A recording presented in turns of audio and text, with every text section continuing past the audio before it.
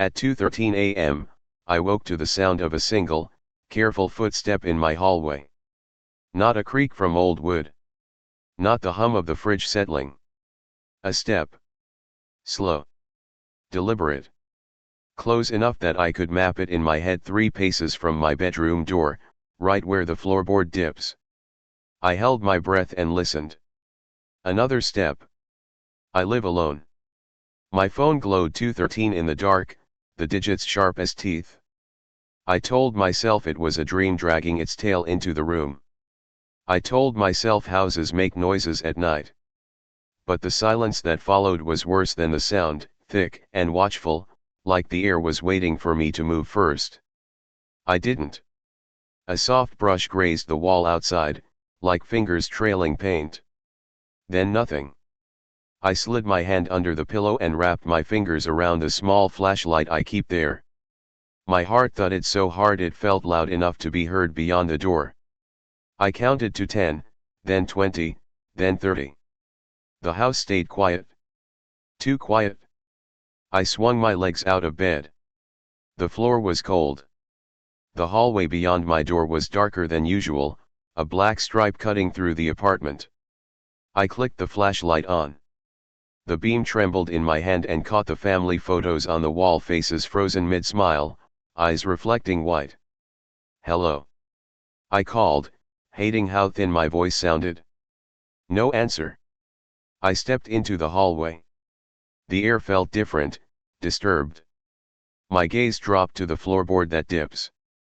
A faint, wet mark shone there in the light. A footprint. Small. Bare. Fresh. My mouth went dry. I followed the beam forward. Another print. Then another. They led away from my room toward the living area, each one fading slightly at the edges as if pressed by damp skin. I checked the front door. Locked. Chain in place. Deadbolt solid. The kitchen window. Latched. The bathroom. Empty.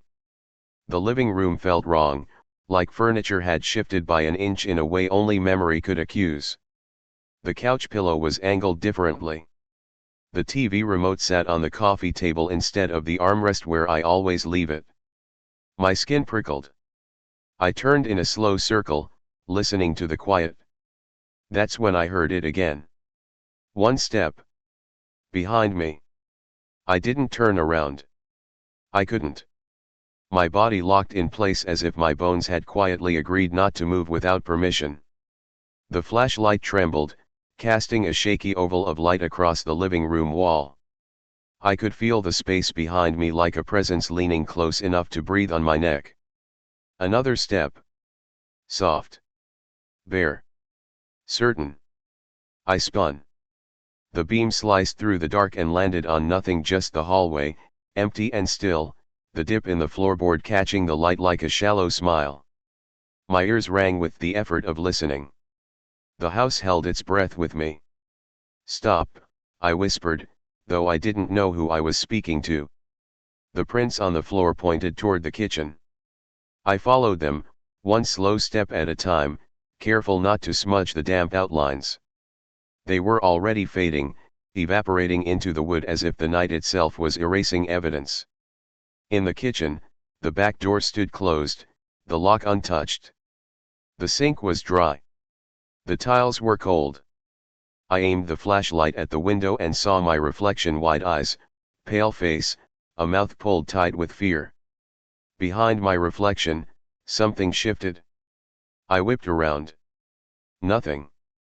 But the refrigerator door was slightly open now, a thin line of yellow light spilling onto the floor. I knew I had shut it earlier. I always shut it. The magnet with my grocery list hung crooked, as if brushed by a shoulder.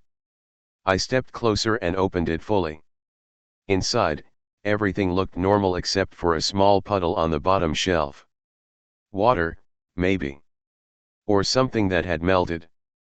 A glass sat near the edge, tipped on its side. I don't drink water in the middle of the night. My throat felt scraped raw. I closed the fridge and listened again. The silence had weight. It pressed on my ears until I could hear my pulse.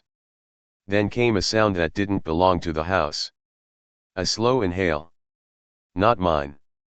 It came from the hallway, gentle and steady, like someone standing just out of sight, breathing through their nose. I switched off the flashlight instinctively, plunging the kitchen into darkness. The yellow fridge light vanished, and with it my reflection. I stood there, blind, counting breaths that weren't my own. 1, 2, 3. The inhale stopped. A faint click followed, like a fingernail tapping the wall. Right where my bedroom door was. I forced the flashlight back on and aimed it down the hallway. The beam wavered, catching dust in the air like drifting ash. My bedroom door stood half open now. I was certain I had left it wide when I stepped out. The narrow gap looked like a mouth trying to whisper. I walked toward it, slow and careful, my bare feet avoiding the last fading traces of damp prints. The air felt colder here. Thinner. Each step sounded too loud in my ears. Halfway down the hall, I noticed something else. The pictures on the wall were tilted. Not fallen. Not crooked from age. Deliberately turned, all at the same angle, as if someone had walked by and nudged each frame with the same patient hand. A chill crawled up my spine. I reached the door and pushed it open with 2 fingers. My bed looked untouched. The blanket still folded at the corner where I had thrown it back. The pillow dent still holding the shape of my head.